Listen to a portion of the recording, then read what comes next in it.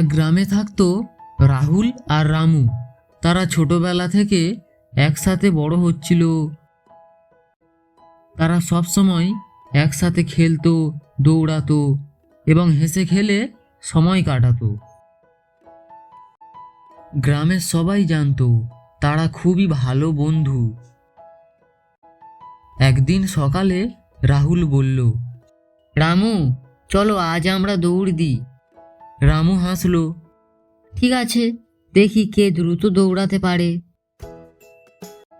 তারা মাঠে দৌড়ানো শুরু করলো। তারা হেসে খেলছিল, একে অপরকে ছাড়ার চেষ্টা করছিল। হঠাৎ রাহুল পায়ে ফিসলল। সে মাটিতে পড়ে গেল। পায়ে খুবই ব্যথা লাগলো। সে উঠতে পারছিল না। সে কেঁদে উঠল।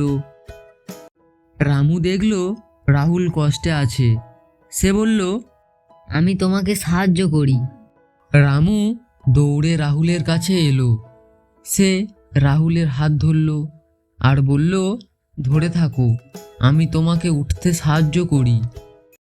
ধীরে ধীরে রামু রাহুলকে উঠতে সাহায্য করল। রাহুল ধীরে ধীরে দাঁড়ালো।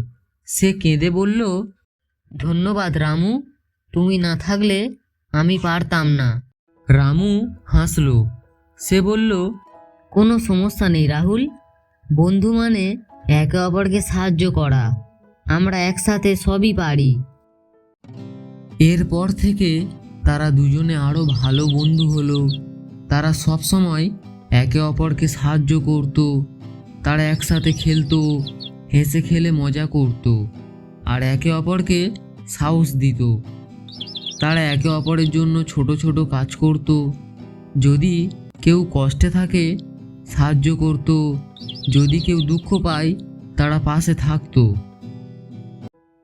গ্রামের অন্য শিশুরাও দেখল বন্ধুত্ব মানে শুধু মজা নয়, বন্ধুত্ব মানে বিপদে পাশে থাকা, সাহায্য করা আর একে অপরকে শক্তি দেওয়া। গ্রামের বড়রাও বলতো, দেখো এই দুই বন্ধুর বন্ধুত্ব কত শক্তিশালী। বন্ধুরা, মনে রেখো, সত্যিকারের বন্ধু মানে শুধু মজা নয়, বন্ধু মানে বিপদে পাশে থাকা, সাহায্য করা, একে অপরকে শক্তি দেওয়া। বন্ধুত্ব আমাদের জীবনকে সুন্দর করে, একে অপরকে ভালো শেখায় আর আমাদের সাহসী বানায়।